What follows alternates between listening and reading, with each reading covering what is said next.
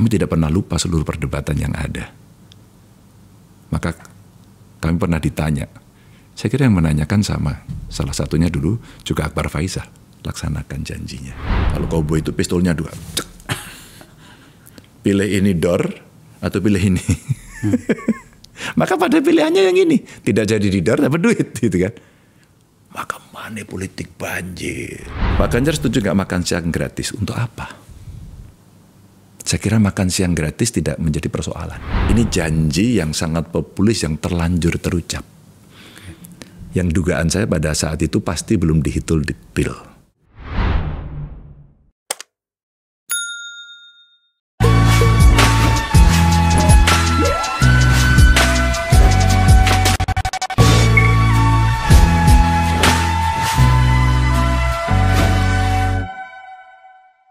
Hari ini tepat sudah 79 tahun lalu para pendiri bangsa memproklamirkan kemerdekaan kita. Bukan usia yang pendek sebenarnya, 79 tahun. Maka kemudian mari bercakap-cakap dalam suasana yang setidaknya kita bayangkan adalah sebuah kemerdekaan. Saya mengundang seorang tokoh yang telah mencatatkan banyak peristiwa-peristiwa penting dalam perjalanan Indonesia modern. Setidaknya pada beberapa catatan bagian akhir Republik ini. Sahabat saya, mantan calon Presiden Republik Indonesia pada Pilpres 2024, Ganjar Pranowo. Mas Ganjar, saya memilih jenengan untuk kita berdiskusi lebih jauh dari tentang peristiwa yang kemarin. Sebab menurut saya ini adalah generasi kita. Inilah saatnya kita kemudian mengambil sebuah sikap. Benar gak kemerdekaan itu telah menghampiri kita? Atau sebaliknya? Itu pembukaan saya. Catatan Mas Ganjar apa? Iya. Semua yang memimpin pasti akan mencoba mengantarkan bangsa ini untuk makin dekat. Tapi kadang-kadang jalannya terjal. Ada badai, ada angin, ada gempa. Atau barangkali ada pikiran yang memang tidak tahu arah tujuannya sehingga berbelok. Maka kalaulah kemudian tahapan-tahapan pasca kemerdekaan kita mempertahankan bagaimana Belanda saat itu ingin kembali, ya, terus bagaimana kemudian kita memenangkan lagi untuk menjadi sebenar-benarnya republik, bahkan konstitusi juga berganti berkali-kali sampai munculnya dekret, dan kemudian semua tidak jalan begitu saja. Ada peristiwa 65. Mahasiswa bergerak tahun 71 saya kira, ada peristiwa 98. Koreksi-koreksi di mana masyarakat berkeinginan agar rel pemerintahan itu menuju satu titik, cita-cita kemerdekaan. Yang betul-betul merdeka, yang menjadi jembatan emas yang di ujungnya itu ada kesejahteraan. Kalau kita nggak usah jauh-jauh nih, Bung Akbar. 98 itu kan kemudian kepinginnya udah deh diakhiri lah gaya-gaya yang otoriter, yang sentralistis, kemudian ada desentralisasi dan anti KKN, itu aja. Ingin dikembalikan pada rel. Maka kalaulah kemudian hari ini banyak pertanyaan itu, ya semua pemimpin akan mengarahkan terus pada posisi merdeka yang sebenar-sebenarnya. Tapi faktanya tentu saja publik bisa menilai apakah arahnya itu masih lurus atau belok-belok begitu. Catatan pembukaan yang bagus, Mas. Namun agar kemudian diskusi kita menjadi runut, setidaknya dari kacamata publik tentang jenengan yang menjadi tamu istimewa saya, maka izinkan saya agak kembali sedikit pada peristiwa yang baru saja berlangsung, Pilpres. Selain saya menikmati melihat Anda bersepeda, berolahraga dari berbagai tempat di Republik ini, kita melihat Anda bersama dengan mantan pasangan Anda, Pak Profesor Mahfud MD, itu bersikap agak keras, tanda petik, dibanding dengan kandidat yang satunya, Mas Anies dan Caimin. Apa yang bisa kita tangkap dari penyikapan yang sedikit berbeda itu? Kita punya standar nilai dalam berpolitik. Masing-masing orang punya. Dan saya komunikasi dengan Pak Mahfud. Rasa-rasanya tanpa harus diskusi formal, kami sama kok bisa saling merasakan. Ada sesuatu nilai etik yang mesti kita pegang. Ada sesuatu yang baik dan buruk. Maka kalau buruk mesti kita hindari. Dan ada satu teladan yang mesti kita berikan. Kita berdua sadar tidak sempurna.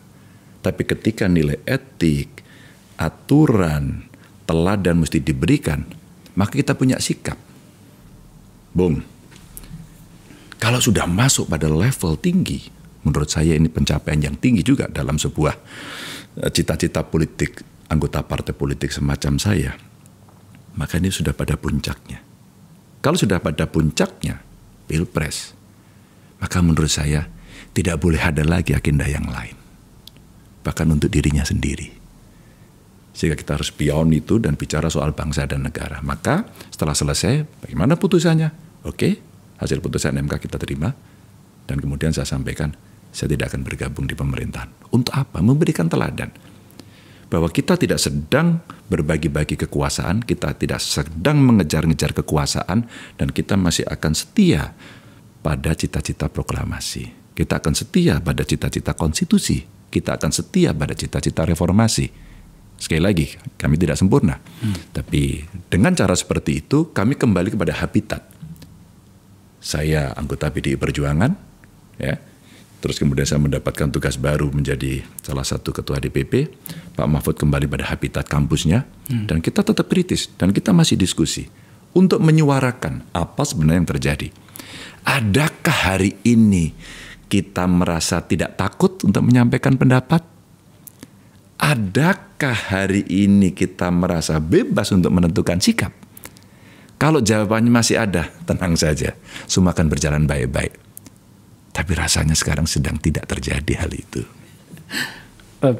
Saya menyiapkan beberapa pertanyaan menyangkut poin yang terakhir itu. Sebab sebenarnya kan itu memiliki atau berrelevansi yang sangat kuat dengan topik kita. Tentang 79 tahun merdeka itu tadi. Saya masih pada poin yang pertama tadi itu. Mengikuti alur berpikir adat ketimuran kita dalam berpolitik juga. Sikap itu bisa dianggap bahwa sebenarnya Anda tidak legowo menerima kekalahan itu. Oh, saya sangat legowo. Oke. Ada batas yang harus kami berhenti. Apa itu? Semua yang diatur oleh undang-undang. Contoh, setelah selesai kemana sih kita boleh menggugat? Dan gugatan itu hanya di MK sekali, final and binding. Maka kemudian kami lakukan. Berdebat panjang, kita keluarkan data, fakta, bukti. Pengadilan kemudian memutuskan itu. Sudah selesai. Gak ada lagi yang berikutnya. Upaya politik saya kira ada di parlemen. Tapi kemudian semua sampai hari ini tidak ada yang bergerak untuk mengupayakan politik, maka bahasanya sudah selesai. Maka sampai titik itu, di mana letak ketidaklegowoan? Justru sekarang catatan saya adalah ketika kemudian kami harus menampilkan kepada publik agar publik tahu. Bung Akbar, presiden pada Pilpres sebelumnya ketika kalah kemudian ikut bergabung, orang tidak akan memprediksi. Dulu kita juga berpikir bahwa itu yang akan mensolidkan bangsa. Oke, akan sama-sama saling membangun dan sampai tingkat itu bagus menurut saya. Tapi tidak kemudian persekongkolan itu membuat apa yang menjadi catatan publik sebagai sebuah cerita membengkaknya kekuatan yang oligarkis. Dan kemudian menentukan semuanya. Nanti kita akan melihat pada perjalanan pilkada ini. Apa yang terjadi di Jakarta. Nanti bagaimana terjadi di Jawa Barat. Bagaimana terjadi di Jawa Tengah. Pasti orang akan melihat situasi itu. Nah inilah yang kemudian makna dari kemerdekaan itulah nanti masyarakat akan mulai merasakan. Bisakah kami mengekspresikan apa yang menjadi hak konstitusi kami? Saya membaca sikap ini adalah bagian dari sebuah nilai baru yang tampaknya Anda ingin yakinkan kepada kami bahwa sikap seorang kandidat pasca satu pemenang dan pasca satu kalah itu tidak sekedar hanya memberi selamat, tapi juga ada penyikapan yang lain yang tampaknya tetap harus dipertarungkan dan diperjuangkan. Seperti itu kah? Oh iya. Dan kita harus memberikan teladan kepada publik. Publik, kita hormati yang menang ya. Agar bisa menentukan kabinetnya, bisa mengeksekusi seluruh programnya, dan kemudian kita melakukan kontrol, kan bagus. Maka kita akan mengingatkan kemudian, janjimu itu loh ya. Maka kalau itu tidak kamu laksanakan, bohong loh. Tahu nggak efeknya? Maka seluruh janji kampanye adalah janji kebohongan. Jangan sampai itu terjadi. Maka kemudian kalau kami di dalam pemerintahan, apa yang terjadi? Siapa akan melakukan kontrol? Tentu ini bukan cerita Ganjar atau Mahfud sebagai pribadi-pribadi. Kita lembagakan. Maka partai-partai pun kita harapkan juga punya sikap yang sama. Minimal yang mendukung kami. Tentu kami juga tidak melarang karena partai pasti punya sikap. Seandainya berbeda. Yeah. Nah inilah kemudian nilai standar etik yang menurut kami itu harus dipertahankan. Kalau itu bisa dilakukan, maka publik akan melihat, oh ini tidak sekedar nanti akan bagi-bagi kue. Pak, kami udah perkelahi Pak di bawah Pak, kami kemarin gontok-gontokan Pak, kami sudah mengalami tekanan yang luar biasa. Bapak sekarang asik-asik aja di sana. Dan kemudian berbagi-bagi jabatan dan terus senyum-senyum saja. Bung, harus kita hentikan yang seperti ini. Karena presiden itu terjadi. Kalaulah kemudian presiden itu tidak terjadi, maka menurut saya publik mungkin akan percaya. Oh, kami masih diurus kok. Infrastruktur kami diurus, pekerjaan kami diurus, kesehatan kami diurus, pendidikan kami diurus, seni budaya kami, beragama kami diurus, ya, lingkungan kami diurus. Jika jawabannya iya, orang akan melihat seperti Singapura, nggak ada hiruk pikuknya, tapi masyarakatnya bisa merasakan kesejahteraan itu, merasa diurus, maka politiknya, udahlah mau kayak apa aja saya diurus kok itu. Nah itu yang hari ini menurut saya nilai ini penting untuk disampaikan kepada publik. Oh iya, makanya saya tanyakan Mas, saya dan tentu saja kita membaca respon publik ya ketika Anda dengan lantang mengatakan saya tidak akan bergabung di pemerintahan. Selain bahasa di luar yang tampaknya agak ceriwis menanggapi itu, setidaknya saya bisa melihat bahwa seharusnya sikap seperti ini kan yang harus kita tumbuhkan. Bahwa kemarin kita bertarung, berarti ada dua gagasan yang berbeda. Maka harusnya kita disiplin dengan itu. Menurut saya itu bagus. Dan seharusnya itu dianut oleh semua orang yang bernama manusia politik. Saya tidak tahu dan tidak yakin apakah Anda akan menjawab pertanyaan berikutnya, tetapi ya saya coba saja bahwa kandidat satunya itu dalam hal ini Mas Anies itu hari-hari ini tampak agak serius menyiapkan diri sebagai gubernur DKI. Anda ingin mengatakan apa menyangkut itu? Saya menghormati pilihan Mas Anies dan Mas Anies pasti sedang mengambil risiko itu. Apakah itu gampang buat beliau? Karena kalau kita lihat dinamikanya sebagai sebuah pilihan politik, sekali lagi saya hormati Bang Akbar, saya hormati beliau. Tapi ketika risiko hari ini saya ngikuti perkembangan politik melalui media massa, rasanya beliau juga sedang mengalami kesulitan. Yang kemarin mendukung hari ini sudah berkomunikasi, lalu isu besarnya hari ini akan ditinggal. Kemungkinan ini melawan kotak kosong. Kan hari ini yang terjadi itu kan. Maka risiko itu diambil oleh Mas Anies. Risiko satu hal Mas. Ya. Tapi kan kita sedang berbicara ini, setidaknya itu kita ingin memberikan pesan kepada sangat banyak generasi muda yang sedang menimbang-nimbang negaranya berjalan kemana dan perilaku elitnya seperti apa. Itu kan sebenarnya yang harusnya kita bicarakan lebih sering. Saya kira iya, tapi sekali lagi ketika sebuah sikap politik diambil, ini penghormatan saya kepada hak warga negara. Yang dia akan melakukan apapun boleh. Tapi pasti publik akan mencatat, akan kemana. Apa sih bayangan kita Mas?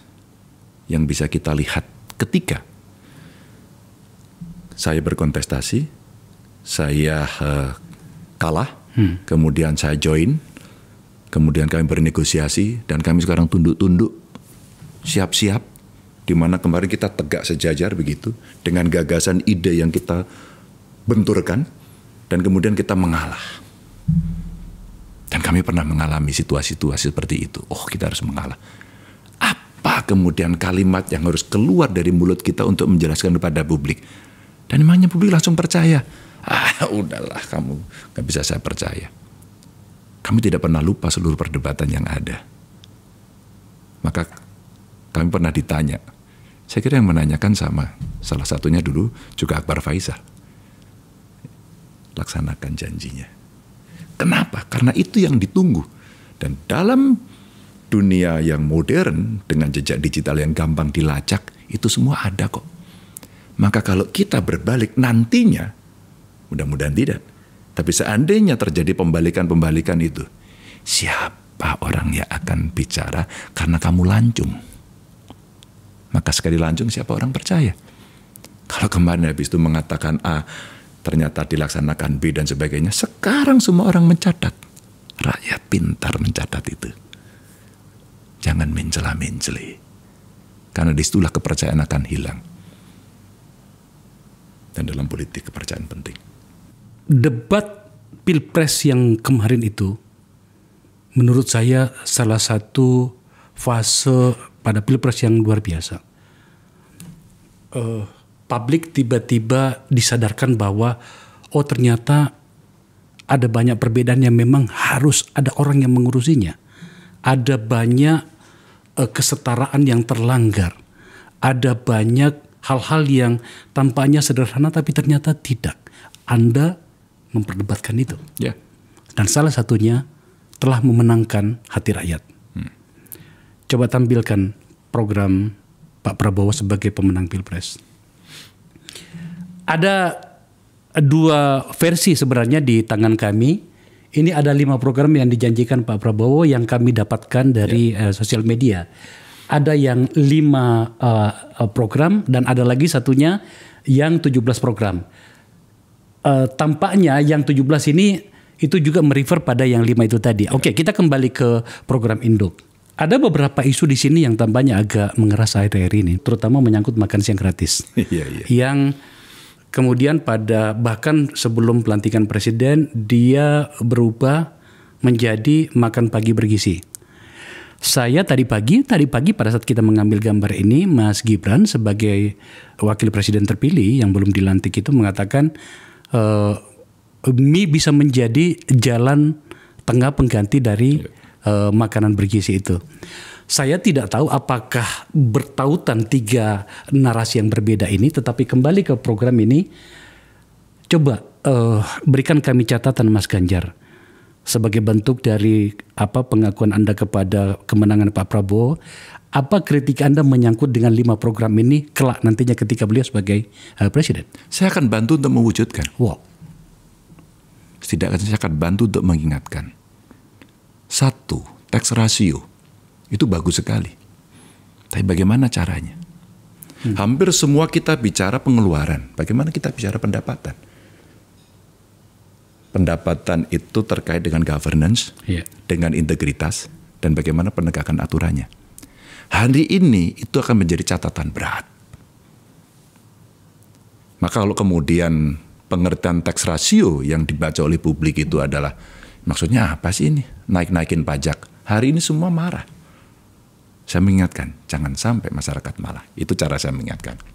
Pengangguran dan lapangan kerja. Wah, ini hari ini, saya kira kalau survei-survei mungkin lembaganya Bang Akbar, ini akan muncul nomor 1.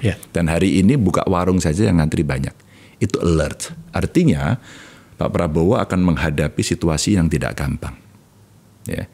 Ada 2, menciptakan lapangan kerja dengan investasi yang gampang, izin gampang, tidak koruptif, yang tidak manipulatif, maka kita akan dipercaya. Tapi seandainya tidak, sekali lagi, seandainya tidak, maka pengangguran dan lapangan kerja ini akan menjadi cerita yang akan menjadi backfire.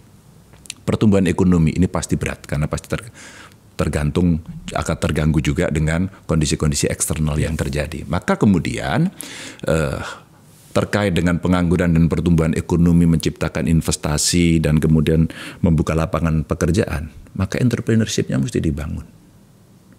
Bagaimana semua orang melamar? Ketika nggak dapat mau dikemanakan? Entrepreneur. Penting saya kira Kementerian Pendidikan juga bicara.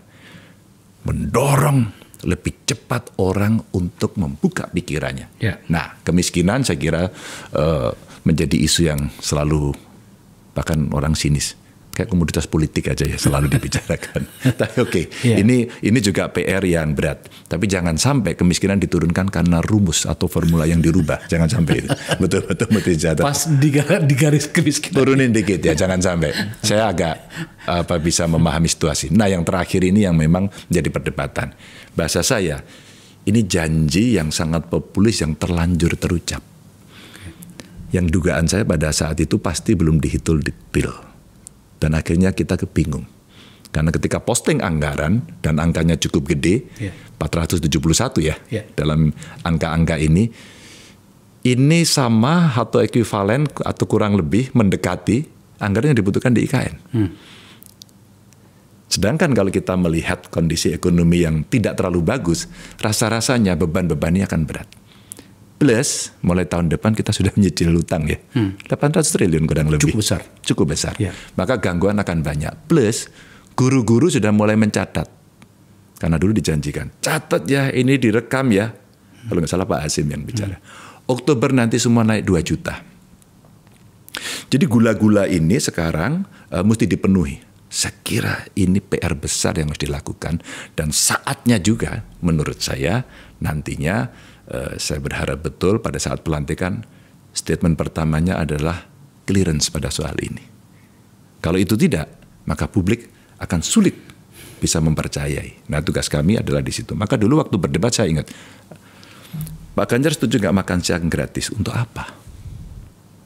Saya kira makan siang gratis tidak menjadi persoalan sampai dengan hari ini. Yang persoalan adalah stunting. Maka kalau tujuan makan siang gratis itu mengatasi stunting, saya tidak setuju. Karena sudah terlambat. Mestinya ibu hamil dan bayi balita. Ya. Kalau kemudian ini masuk ke sana, kenapa kita tidak prioritas? Atau kalau kemudian mau didorong, yang dibantu adalah yang masuk kategori miskin dan membutuhkan. Kenapa harus semua? Maka saya sekarang sedang mengikuti bagaimana repotnya isu ini harus dihandle oleh Pak Prabowo. Tentu beserta timnya. Maka menurut saya tidak ada salahnya untuk memberikan secara terbuka apa sebenarnya di balik cerita ini dan bagaimana teknik untuk mendeliver. Karena ini tidak gampang pasti. Maka kemarin saya melihat ada studi banding ke banyak negara untuk bagaimana mengelola itu. Jadi ya, ini saya kira janji terucap yang harus dipenuhi. Tapi saya sih menghormati effort yang sekarang sedang dikerjakan. Pasti saya berpikirnya sangat keras. Ruang publik khususnya komunitas politik hari-hari ini begitu riuh menyangkut dengan masih berhubungan dengan program, menyangkut dengan program-program yang menjadi risiko dari sebuah kata tentang keberlanjutan. Yeah. Terkhusus kali IKN. Yeah. Ya, begitu riuh masalah ini. Yeah. Terakhir bagaimana harus menggerakkan influencer untuk datang ke sana. Menjelang 17-an ya? 17-an gitu ya. Dan kemudian malah ujungnya adalah tagihan dari para pemilik mobil yang sewanya belum dibayar gitu kan. Oke, kita tinggalkan hal-hal kecil itu. Tetapi maksud saya adalah bagaimana nanti Anda melihat dari sudut pandang Pak Prabowo seandainya bisa membayangkan itu, di mana tampaknya beban politiknya itu sangat berat. Karena menjual kata keberlanjutan.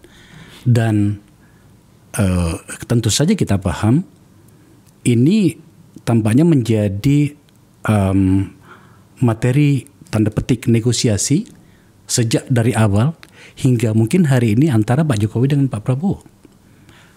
Apa tanggapan Anda? Iya, saya kira Pak Prabowo pasti akan punya beban moral itu untuk melanjutkan. Tapi keberlanjutan dalam sebuah penyelenggaraan pemerintahan ya, itu harus. Yang tidak boleh lanjut itu adalah yang memang bikin masalah. Kalau kemudian ada suasana yang koruptif, yang kolutif, yang nepotis, ya jangan lanjut. Saya melihat ada ketegasan Pak Prabowo dan berani. Ada imajinasi saya. Pak Prabowo akan bicara, saya sikat semua yang KKN. Saya babat habis. Itu peluang Pak Prabowo. Dan segala citra yang pernah dipertanyakan orang mungkin akan bisa tertutup kalau beliau bisa melakukan ini. Tapi seandainya tidak, pasti catatan negatifnya akan bertambah. Saya tentu dalam obrolan ini melihat potensi Pak Prabowo untuk mengatakan dengan sangat keras, saya sikat korupsi, saya sikat KKN, itu beliau bisa lakukan. Dan itu sebuah harapan bagi kita. Iya dong. Nah, kalau kemudian itu akan bisa dilakukan, maka semua yang sifatnya negosiasi bisa dilakukan reschedule. Tadi bicaranya Pak IKN tuh. Ojo ke susu. Ingat, membangun ibu kota tidak sedang membangun gedung, tapi membangun sebuah ekosistem. Saya tadi juga melihat sebelum datang ke sini di TV. Apa yang ada di TV? Mereka yang akan ikut upacara 17 Agustus, sebagian besar menginap di Balikpapan. Itu realistis. Kalau upacara memang harus di sana dan sebagai sebuah keputusan, silakan. Ada orang yang bicara boros, bicara tidak buat saya, keputusan diambil, laksanakan aja, tidak apa-apa. Tapi yang manageable, lebih baik mengatakan ini belum siap, maka kami besok akan pawai dari Balikpapan. Saya kira lebih fair. Nggak usah mandi di sana, nggak usah nginep di sana, atau nginep sedikit aja, yang lain di sini. Dan terbuka. Tidak apa-apa. Problem kita seringkali kita takut untuk terbuka karena mungkin itu akan dipandang jelek. Maka akhirnya, ya tak apusi wae. Jangan sampai. Nah, ini masih ada kesempatan untuk orang mulai mengaku. Anggaran membengkak, dikoreksi lagi, gitu kan? Oh, tidak segitu, yang benar segini. Kan nggak bisa jadi perdebatan seperti itu. Nyatakan saja, iya, karena kondisi seperti ini dan seterusnya dan seterusnya. Menurut Mas Ganjar itu sebenarnya Pak Jokowi ingin mengatakan apa kepada kita semuanya hingga kemudian upacara 17 Agustusan di tempat yang sebenarnya belum siap itu harus terjadi, itu apa yang pesan apa yang ingin disampaikan kepada kita? Saya memulai dan saya tunjukkan hari ini saya laksanakan. Itu yang mau disampaikan. Bahwa realitasnya ternyata tidak seperti itu. Saya harus melaksanakan dan saya tunjukkan komitmen saya. Maka ini akan menjadi cerita atau PR yang nanti akan diberikan kepada Pak Prabowo. Maka Pak Jokowi sudah menyampaikan, saya sudah mulai kok. Maka janji saya lunas. Saya akan ngantor beberapa bulan sebelum pergantian pemerintahan, gitu kan. Sudah sah. Pak Prabowo silakan melanjutkan. Saya kira Pak Prabowo akan punya PR. Apakah dia akan melanjutkan atau tidak untuk berkantor di sana? Saya tidak nyaman pada kata yang akan saya sampaikan ini, kalimat yang saya sampaikan. Tapi dalam bahasa anak muda, tidakkah itu seperti jebakan Batman? Mungkin tidak menjebak dan Pak Prabowo dengan sangat mudah. Karena faktanya perpresnya tidak ada yang teken sampai hari ini. Menurut saya akan jauh lebih bagus lagi kalau kemudian hari ini Pak Jokowi sekaligus teken perpresnya. Ibu kota pindah. Belum diteken perpresnya? Kan belum. Nanti akan menunggu. Dan saya kira pasti itu menjadi salah satu negosiasi. Siap atau belum, kalau belum nanti saja. Nanti ketika diberikan kepada Pak Prabowo, maka Pak Prabowo yang akan tanda tangan. Maka Pak Prabowo pasti akan menghitung, pasti. Kapan saya harus pindah? Dengan segala kondisi yang belum siap. Dalam waktu pendek rasanya tidak akan diteken. Dan ibu kotanya masih akan ada di Jakarta. Sementara pada saat yang bersamaan sudah mulai dikampanyekan bahwa Jakarta bukan daerah khusus ibu kota. Maka daerah khusus Jakarta. Maka kemudian nanti akan terjadi perdebatan hukum. Undang-undangnya sudah mengatakan tapi tidak dilaksanakan. Maka sampai ada yang mengatakan, jadi tidak ada ibu kota ya sekarang ya. Itu biarkan menjadi perdebatan. Tapi kita berpikir positif saja. Bahwa itu undang-undang, itu mesti dilaksanakan. Dan kalau itu tidak dilaksanakan, itu melanggar undang-undang. Ya. Kami di sini punya banyak catatan menyangkut IKN sebenarnya. Selain soal narasi besar tentang kenapa ibu kota negara itu harus dipindah. Salah satunya soal masa sewa 190 tahun itu. Tapi kita sampai di situ menyangkut itu. Tetapi hampir semua memahami dan menyetujui bahwa problem utama pemerintahan yang akan datang adalah sesuai dengan janji. Coba kita lihat program yang satunya adalah mereformasi politik, hukum, dan birokrasi. Ini tampaknya akan menjadi sebuah pekerjaan besar bagi pemerintahan yang akan datang, sebab sampai hari ini tampaknya tidak mengecil risiko itu, semakin membesar. Terakhir Pak Mahfud MD itu dengan sangat terang meminta agar sebuah nama wali kota Medan itu jangan diistimewakan di hadapan hukum pada kasus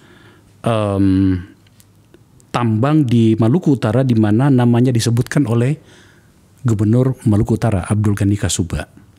Kita kembalikan pada formatnya adalah reformasi hukum. Menurut Anda seperti apa poin yang sangat penting ini? Ya, itulah kemudian tantangan yang hari ini mesti dibereskan dan dilema.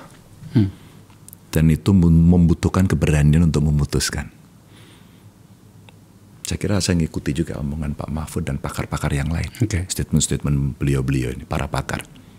Satu, ada rasa keadilan yang ada dalam hati dan pikiran publik. Ada teks yang tertulis dalam undang-undang. Dan kemudian ada perdebatan yang mengatakan, oh itu nanti akan diperiksa. Tapi rasa keadilan ini pasti akan mencuat. Dan kalau itu tidak dilakukan, pasti orang sudah berpikir, ini tebang pilih. Anda mau mengatakan tidak tebang pilih, tapi rasa keadilan akan mengatakan, ini tebang pilih. Maka kalau kita kembali pada poin yang ke-15, melakukan reformasi politik, hukum, dan birokrasi, saya kira itu mesti masuk yang pertama. Malah justru yang pertama. Oh iya, karena nanti biangnya ada di situ. Seorang teman pengusaha menyampaikan kepada saya, Mas Ganjar, problemnya tidak ekonomi kok. Ekonomi ini akan berjalan dengan baik kalau birokrasinya direform melayani dengan baik, kalau hukumnya tegak. Bagaimana kami investasi tanpa kepastian? Bagaimana kami investasi dengan biaya yang sangat tinggi, high cost ekonomi? Pasti itu. Maka ketika kemudian ada pemerintah datang ke UI dan kemudian Fakultas Ekonomi, problemnya tidak di ekonomi. Problemnya ada di poin ke-15 ini. Ini yang terjadi. Makanya ini mesti nomor satu karena yang ikut. Kalau ini terreformasi dengan baik, maka swasembada pangan terjadi. Maka Prof. Andreas dari IPB waktu datang, dalam 10 tahun produktivitasnya turun. Impornya naik. Benar apa enggak? Mungkin nanti perlu diundang juga ke sini. Sudah. Oh sudah. Kalau bisa cerita itu pasti akan bagus. Kalau itu baik, petaninya terlindungi, ya, kita berproduksi, bisa swasembada, bisa daulat dalam pangan, maka kemudian kemiskinannya juga akan bisa tertangani. Pemberantasan korupsi itu harapan saya tadi yang Pak Prabowo kayaknya berani deh. Dengan lantang biasanya bicara keras, ya. Beliau dididik oleh militer yang pasti tidak ragu dan berani, itu akan bisa dilakukan. Nah ini terus sampai ke bawah. Kalau kemudian dari poin-poin ini, dari 17 program ini, bisa satu-satu, saya kira ini momentum. Meskipun dalam 5 tahun, tentu ini butuh energi dan effort yang berat. Sebenarnya pertanyaan saya itu ada kaitannya dengan apa yang terjadi hari ini, Mas, atau pemerintahan sebelumnya. Dalam hal ini adalah pemerintahan Pak Jokowi. Bahwa ini kan pasti tidak bekerja sendiri. Sebuah sistem termasuk dalam hal bagaimana politik hukum dan birokrasi, kalau memang rusak, kita katakan rusak, itu tidak berdiri sendiri. Jadi kalau kemudian akan diperbaiki di masa yang akan datang, maka ada risiko-risiko menyangkut dengan masa lalu. Sebenarnya itu poinnya. Apa catatan Anda? Ya, saya kira Georgia ya, yang waktu itu extreme prisoner terpilih mengganti puluhan ribu polisi. Saya tidak membayangkan itu terjadi di Indonesia. Tapi mungkin cepat sehat.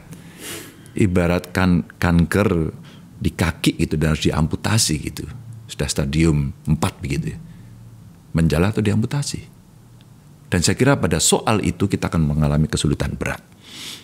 Kenapa? Karena ketika kemudian mereka berkumpul untuk saling mendukung, pasti ada saatnya membayar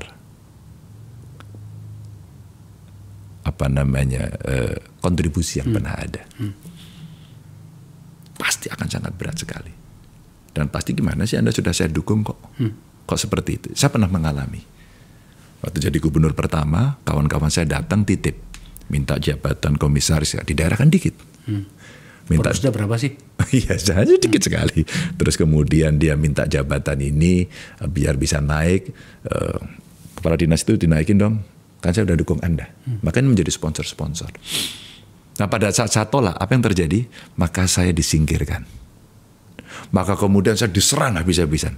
Saya hitung 1,5 tahun kurang lebih. Jadi Pak Prabowo juga akan mengalami situasi itu. Seandainya beliau akan mereform, tidak revolusi tapi juga tidak reformasi, tapi antara reformasi menuju revolusi, lebih kencang lagi. Maka dia akan mengalami kesulitan itu pasti. Oh. Pada akhirnya kita akan bicara tentang perilaku kekuasaan. Lagi-lagi ini berhubungan dengan kemerdekaan. Dan ini sebenarnya tanggung jawab kita loh Mas. Tanda petik ya. Apa yang saya maksud? Tidakkah kita pernah membuat undang-undang, paket undang-undang politik dulu? Merevisi yang harus kita revisi. Hari ini tampaknya itu tak bersisa itu. Kita lihat bagaimana manusia-manusia politik, lebih spesifik lagi manusia-manusia parpol, itu tampak begitu mengalami ketakutan. Takut kepada siapa, dalam bentuk seperti apa itu, seperti bau yang tidak nyaman, tetapi kita nggak lihat, tetapi kelihatan gitu loh. Bisa mencium ya? Bisa menciumnya. Menurut Anda Mas, ada apa dengan kita hingga kemudian kenapa manusia politik kita ini menjadi seperti terlilit ketakutan yang luar biasa? Orde Baru dulu menekan dengan cara, kamu PKI atau subversi. Saya kira kita tidak lupa yang pernah mengalami. Tapi hari ini ancamannya dengan korupsi. Teman-teman saya di daerah, saya datangi kemarin Palti. Palti bukan pengupload yang pertama dari peristiwa yang terjadi di Kabupaten Batubara. Batubara ya? Iya. Nama lengkapnya Palti siapa marganya? Iya. Si Barani siapa lah gitu ya.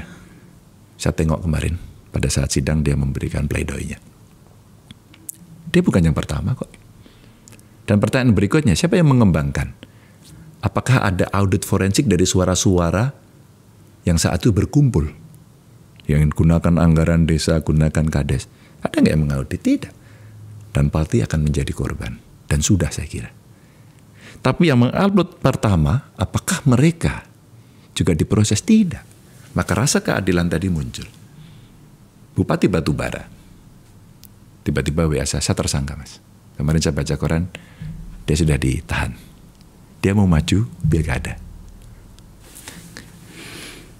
Baunya gampang kan diterga. Wali Kota Semarang. Oke, ada masalah hukumnya silakan diproses. Tapi momentum di waktu-waktu seperti ini, siapa yang tidak curiga? Orang di Jawa Tengah, Kabupaten Boyolali. Sudah 200 lebih kalau tidak salah informasi dari sana, ASN yang diperiksa di KPK. 200 ASN? Bupatinya juga. DPRD diperiksa.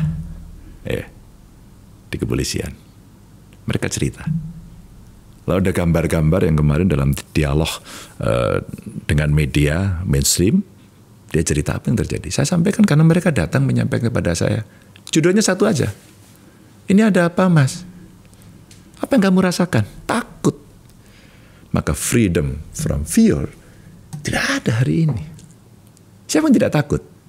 Maka kalau Bang Akbar tadi menyampaikan bagaimana perilaku partai politik dan sebagainya. Sekarang boleh dilihat partai politik mana yang punya daulat untuk menentukan sikap sendiri. Sudahlah mau berdebat kayak apa di televisi. Orang bisa merasakan. Tadi rasa hukum, rasa keadilan, sekarang rasa politik. Kamu tertekan. Kamu tidak bisa. Maka pada saat peristiwa 27 Juli saya diminta untuk menyampaikan 27 Juli terjadi buat PDI. Tapi dalam bentuk lain sebenarnya partai lain juga terancam loh. Toh Anda gak bisa menentukan kok. Maka dalam pilkada kita sedang mengamati siapa yang kemudian tiba-tiba berubah sikap dan rombongan menjadi kekuatan besar. Dengan desain-desain itu. Nah inilah yang kalau kita bicara kemerdekaan lagi, rasanya hari ini kebebasan menyampaikan pendapat tergerus, orang menjadi takut, ya, sehingga orang manut. Dan manut inilah yang oknum bisa memanfaatkan untuk kepentingan politik. Mas, apa yang ditakutkan dan kenapa ketakutan itu begitu besar? Kok apa yang ditakutkan? Kalau Anda ditangkap, kalau Anda diproses, saya tanya ke yang diproses, gimana kamu? Saya pikir tegar, enggak takut. Keluarga saya ini begitu. Tapi yang kemudian orang bicara seperti Pak Mahfud, para pengamat menyampaikan, wah terjadi tebang pilih, jangan sampai seperti itu. Maka coba kita lihat saja. Publik pasti akan melihat, membandingkan. Kalau ini salah, diproses, yang ini salah, pernah diproses tapi berhenti. Emang gak ada catatannya? Kan ada itu. Kan ada itu catatan itu. Belum lupa, googling aja ketemu sekarang. Tidak fair ini. Tidak fair ini. Maka dosen intelektual sekarang berbicara. Budayawan berbicara. Orang yang diam biasanya menulis hal baik, masuk ID. Orang yang sangat halus, intelektual halus, dan sudah menulis tentang Pinocchio dan segala macam. Apa terakhir kemarin yang sampai jutaan yang nonton, tulisan terakhir? Pinocchio saya kira. Itu, dia WA. Mas Butet kemarin bicara Republik Dagelan pas berbarengan peresmian Museum Sri Mulat di Batu. Jadi orang kan menceritakan itu. Kalau kemudian secara politik orang sudah tidak bisa bicara, maka hari ini mereka melawak untuk berbicara. Dengan pendekatan seni budaya. Kalau itu pun juga tidak kita rasakan. Mereka yang punya kompetensi pada bidangnya, hancur sudah reformasi ini. Pak Mahfud pernah menyampaikan itu. Ya terserahlah, mumpung Anda dari situ silakanlah buat apapun. Profesor, dokter, Pak Mahfud yang kerasnya sampai 10 statement seperti itu. Mungkin beliau juga sudah tidak punya kata-kata pilihan yang lain. Integritas menjadi rendah, ya, kepercayaan publik menjadi ya sudah, dan masyarakat ya sudah dinabubukan aja besok. Kasih uang berapa, kasih sembako dan sebagainya. Dan saya kira penyelenggara pemilu, Anda juga yang buat, kita juga ya. Iya, sama-sama kita. Sama-sama. Saya kira semua juga dalam ketakutan yang sama. Berani nggak panwas, bawas, kemudian lebih tinggi dari itu. Di forum ini kami terbiasa menggunakan kalimat kiasan yang memang perlu juga kami pakai seperti itu sebab bisa berisiko ya. Apa yang saya maksud adalah ketakutan itu diterjemahkan dalam bahasa yang lebih halus bernama kesepakatan politik. Dan ini berhubungan dengan pilkada. Tetapi yang membuat saya menjadi sangat masgul ya Mas Ganjar ya, adalah untuk pertama kalinya di pemilu ini, dalam hal ini pemilu kada kita ini, kata kotak kosong itu menjadi sesuatu yang sangat akrab dengan kita. Saya tidak menemukan penjelasan yang cukup untuk memahami kata ini bahwa ini sesuatu yang normal bagi sebuah negara yang sudah 23 tahun menjalani reformasi, sebuah gerakan politik yang luar biasa. Apa catatan Anda menyangkut ini? Ya, above the line-nya akan menggunakan kata kesepakatan. Tapi below the line-nya kami tidak percaya. Kan kami juga berkomunikasi. Maka ketika kemudian terjadi perpindahan-perpindahan itu tidak terlalu sulit untuk menjelaskan. Apalagi orang seperti kita. Mungkin penonton yang ada di publik akan kesulitan menjelaskan. Bang Akbar kan wawancara banyak orang. Pasti behind the scene pasti juga bercerita apa yang terjadi. Maka ketika kemudian orang ditodong dan takut, maka kemudian dia oke, saya ikut. Maka butuh berani. Berani dalam arti yang tidak destruktif. Berani yang berjalan sesuai konstitusi dan hukum. Maka saya sampaikan pada banyak hal. Ya kalau kemudian kita tidak bisa berpasangan, tidak usah maju. Sampaikan pada rakyat. Agar rakyat tahu. Maka ada harga diri. Dari keputusan politik. Partai apapun. Ya seperti di Jakarta. Kalau PD Perjuangan Mas Ganjar nanti nggak ada calon gimana? Nggak usah maju. Nanti lawannya kotak kosong nggak apa-apa. Mari kita lihat publik. Jangan-jangan kalau itu lancar, ya itu representasi dari publik hari ini yang mengendaki situasi itu. Tapi kan secara politik itu merugikan, katakanlah dalam hal ini PDIP ya. Sebab catatan di kami ini tampaknya di banyak daerah itu PDIP berada pada posisi yang diabaikan gitu, tanda petik ya. Ya nggak apa-apa. Maka kalau kemudian kekuatan politik bisa diakumulasi dengan cara apapun. Oke. Dengan cara apapun. Kalau istilah kawan-kawan tuh, kalau cowboy itu pistolnya 2. Pilih ini door atau pilih ini.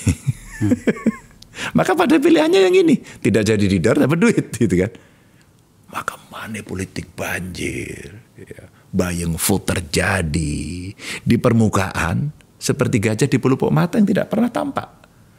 Dan terjadi kemarin di lapangan. Bang Akbar, sekarang banyak orang datang menyampaikan kepada saya apa yang terjadi sebenarnya di lapangan. Dan mereka sekarang sudah berada pada posisi yang kalau pilkada besok kira-kira siapa yang mau dipilih. Apakah visinya, misinya, programnya? Iya, tapi itu sedikit. Yang lebih banyak berapa? Maka saya katakan, kalau demokrasi ini kemudian kita tidak jaga, dia offset betul-betul keluar dan itu kita biarkan, maka saya tidak bisa membayangkan kerusakan berikutnya yang terjadi. Rasa-rasanya besok mungkin orang seperti saya, yang nasibnya seperti saya bukan anak siapa-siapa, udah lu selesai jangan punya cita-cita tinggi ya. Era itu sudah berlalu, friend. Itu yang terjadi. Maka kalau kita boleh simulasi di beberapa tempat, kami sudah merasa kok tinggalkan PDI. Kita bergabung rame-rame biar dia di sana. Maka kalau saya kader PDI Perjuangan, kami akan bertemu dengan rakyat. Kami akan bicarakan. Kita akan sampaikan seluruh penjelasan kepada masyarakat dengan nalar yang baik. Dengan data dan fakta yang baik. Ini proses pencerdasan. Apakah kami semuanya benar terus? Tidak. Karena kami pernah berada pada posisi yang di salah satu tempat juga melawan kotak kosong. Dan kemarin ada pelatihan, ada yang nanya ke saya. Pak Ganjar, bagaimana kita melawan kotak kosong? Anda berada di kotak kosongnya atau Anda yang melawan kotak kosong? Kami yang melawan kotak kosong, Pak. Loh, melawan kotak kosong kok takut? Iya, kalau kami kalah gimana? Loh ya nggak apa-apa. Emang kenapa? Kami malu. Oh, masih punya malu. Kalau masih punya malu, Anda masih baik. Maka jangan melakukan politiking untuk membuat sebuah kekuatan, menciptakan kekuatan yang akhirnya menghadirkan kotak kosong. Ada pengalaman yang sukses, tapi saya kira di Makassar ya, yang dulu. Oh ya, Dhani Pomanto, no.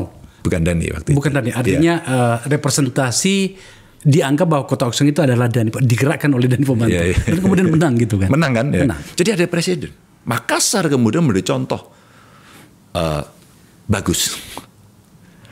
Ada kesadaran politik bahwa masyarakat saya tidak mau ditindas seperti ini. Kami akan lawan. Seandainya terjadi di beberapa tempat, maka kita akan bisa mengukur kondisi masyarakat. Nah, peran partai politik ketika harus melakukan pendidikan politik hari ini menjadi penting. Seberapa dia kuat. Ya, dalam bahasa kita dulu itu ketika membahas berbagai undang-undang, ini adalah bagian dari proses menjadi party ID kan? Party ID. Secara ideologis, secara sikap, secara keputusan. Bahwa di beberapa tempat terjadi kompromi, iya. Bahwa tidak sempurna 100%, iya. Tapi jangan 40% dong. Paling tidak 70% lah. 30%-nya dikompromikan, it's okay. Sampai kami diskusi dengan orang-orang. Mas Ganjar PDI ditinggal gitu. Ya apa kita mau gabung? Biar benar-benar kotak kosong. Maka kita akan merasa mungkin dilihat kamu ngalah. Dan kamu kalah. Lalu apa artinya banyak partai? Dengan multi partai ekstrim apa artinya? Lalu apa yang membedakan? Maka kami di dalam DPD Perjuangan juga berdebat pada soal ini. Maka buat kami, jangan takut. Yang mahal adalah mendidik diri kita dan masyarakat. Agar kita punya sikap. Mbah saya dulu ngomong, lah kalau kamu sebagai anak republik, belum merdeka mau ikut siapa? Ikut republik atau melu londo? Kamu mau ikut republik atau ikut Jepang? Waktu itu begitu. Maka yang ikut Jepang, ikut Belanda pasti akan dicap. Kamu berkhianat pada Republik. Itu sebenarnya problem utama hari ini, Mas. Apalagi kita sedang berbicara tentang 79 tahun kemerdekaan. Ya. Ditambah dengan 23 tahun sekitar dari masa reformasi. Tetapi ternyata pencapaian kita malah di sini gitu. Ya. Itu yang dalam banyak bahasa di forum saya ini itu tampak sudah menjadi keluhan. Tapi menurut saya enggak apa-apa tuh. Setidaknya kita sambil mencari jalan keluarnya. Sebab sangat menyakitkan sekali. Bagaimana kemudian dengan seluruh perjalanan yang luar biasa itu titiknya yang tadi jenengan katakan. Ya semuanya akan bisa. Manusia bisa berubah dan manusia bisa mengubah. Maka siapa kemudian bisa mengawal? Kawalan yang paling bagus adalah bersepakat membuat aturan, konstitusi dan undang-undang untuk dilaksanakan. Tapi ketika kemudian kita punya kuasa, kita pun bisa punya agenda untuk merubah aturannya. Dan kemudian semuanya akan ikut apa mau saya. Di Perancis pernah ada l'État semua. Wah, negara ini saya kok. Berani ngelawan saya. Era Orde Baru dulu kan begitu. Siapa yang berbicara 98 Soeharto bisa tumbang? Siapa yang bisa berbicara? Maka hari ini kesadaran-kesadaran mesti dimunculkan. Tapi saya yang menjadi bagian partai politik pun juga punya otokritik. Kita kalau mau kritik begitu, kita jangan melakukan itu. Kalau kita anti KKN, ya kita jangan KKN. Kami juga tidak semuanya sempurna kok. Teman-teman kami juga ada yang bermasalah. Di kami juga ada fakta itu. Gampang tidak. Karena ini volunteer kan. Emang anggota partai politik ada yang dibayar, digaji kan? Ya, ada. Volunteer. Volunteerism inilah yang kemudian mesti didorong dengan fungsi partai politik. Agregasi, sumber rekrutmen kader kita ciptakan. Kadang-kadang Bang Akbar kami juga melakukan kritik. Pak Ganjar calon gubernur ini siapa? Calon bupati ini siapa? Wali kota siapa? Iya ya, siapa ya? Kader kita aja itu. Wah dia kurang. Terus gimana? Ambil orang udah jadi. Pensiunan TNI, Polri, mungkin kejaksaan, pejabat, pengusaha, ASN, PNS. Akhirnya apa? Orang akan sinis bahwa kita seperti kendaraan tumpangan aja.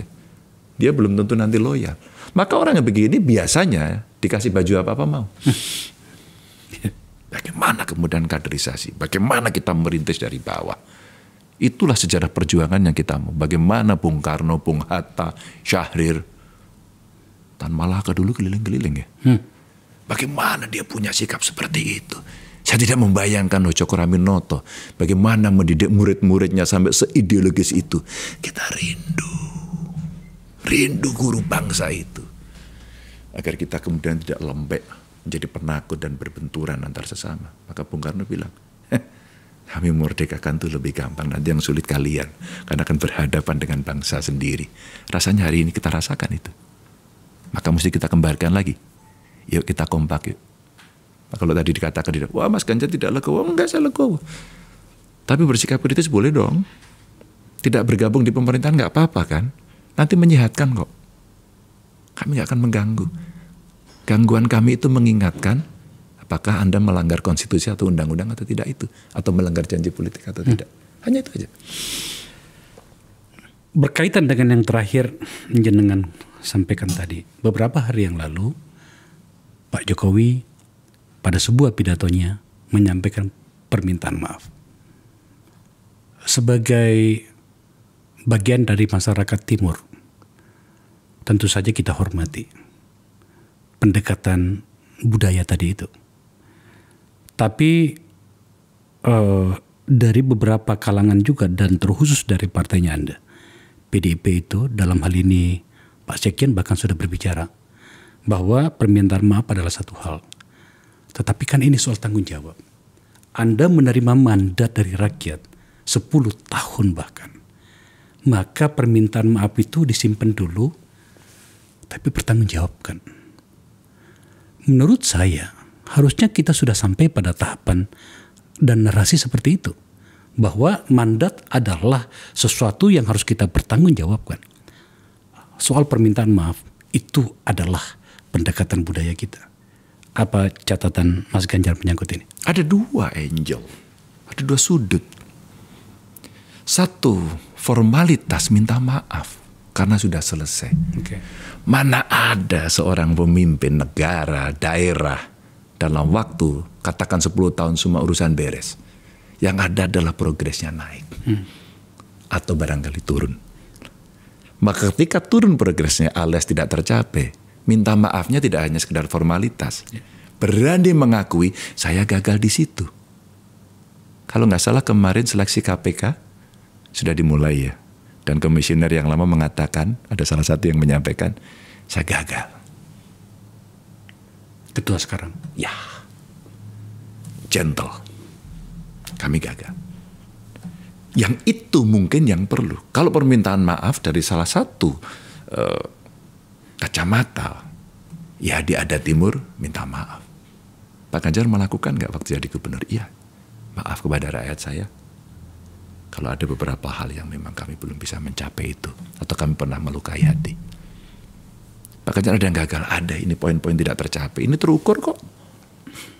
Terukur kok. Maka kalau tidak tercapai, iya saya gagal di situ. Nggak apa-apa. Publik kan diedukasi. Maka salah satu kacamata kita melihat, ya rata-rata pemimpin ya formalnya mengatakan minta maaf. Tapi sudut yang lain akan mengatakan sampai tingkat pertanggungjawaban. Maka kemudian ditelanjangi satu persatu. Ya sial aja. Karena kemudian ada orang kritis yang menelanjangi. Maafmu yang di sebelah sini formalitas atau di sebelah sini yang mengakui bahwa ada yang tidak tercapai, ada yang gagal. Kalau jawabannya di sini, nggak apa-apa dilanjutin aja. Dan saya kira kalau itu diteruskan dan betul-betul, iya ini tidak tercapai, ini belum, ini kalau tidak dilanjutkan betul-betul akan gagal, akan lebih fatal, mungkin akan terjadi. IKN umpama. Ini kalau tidak berlanjut akan mangkrak, merugikan dan seterusnya. Dan undang-undang sudah memerintahkan. Tolong yang ini dijaga. Umpama, ini konkret loh. Pangan tadi disampaikan. Kalau Prof. Andrea sudah menceritakan kondisi seperti itu, benar apa enggak? Silakan. Dilawan data itu dengan fakta yang benar. Kalau dengan kualitatif kan tidak bisa. Nah, dua angle ini soal permintaan maaf, saya membacanya dua. Tapi apa yang terjadi sebenarnya, ya hampir semua orang kalau selesai minta maaf kok. Oh itu satu hal Mas, dan itu wajar saja. Tapi sebenarnya maksud saya adalah, bisa nggak kita maju dalam hal bernegara? Apalagi sekali lagi, kita sudah 79 tahun merdeka. Bisa nggak kita lembagakan pertanggungjawaban itu atau cara menerima mandat itu dalam bentuk pertanggungjawaban. Soal siapa yang akan memintai pertanggungjawaban itu satu masalah lagi. Oke?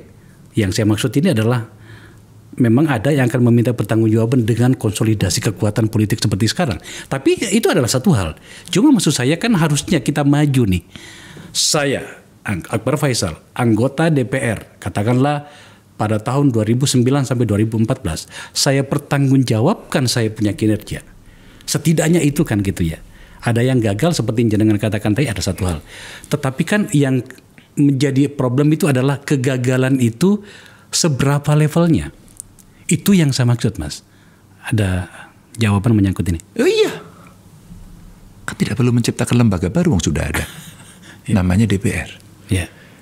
Ketika kemudian ini permintaan maaf, maka kita menunggu statement kawan-kawan di DPR.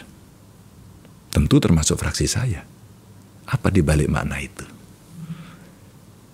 Kalau check and balances itu terjadi, maka kelompok kritis, kelompok yang tidak di pemerintahan katakan, harapan saya sudah bercerita langsung membuka data fakta.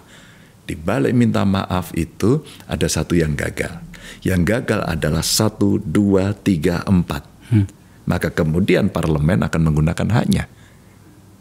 Tinggal sebenarnya mengoptimalkan fungsi parlemen untuk menjaga itu agar kita maju. Tapi ketika kemudian ini tidak melakukan, amin, semuanya oke, kita terima demi harmoni dan sebagainya, kita tidak mendapatkan pendidikan apapun. Dan kita akan setback dari cerita reformasi. Pasti kawan-kawan ya akan bersedih. Dan hari ini rekonsiliasi sedang diupayakan terus-menerus.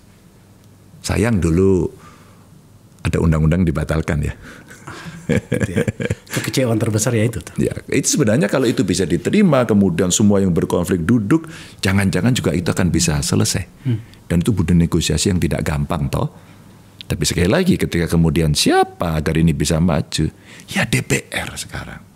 Mungkin kawan-kawan DPD. Ya. Ada nanti MPR yang bisa punya kewenangan.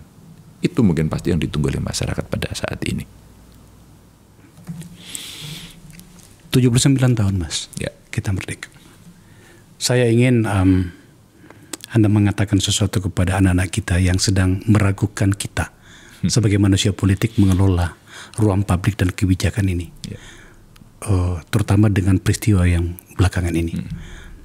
Monggo, Anda akan mengatakan apa kepada mereka agar kemudian mereka kembali yakin bahwa kita akan baik-baik saja apabila semua ini kita bisa selesaikan.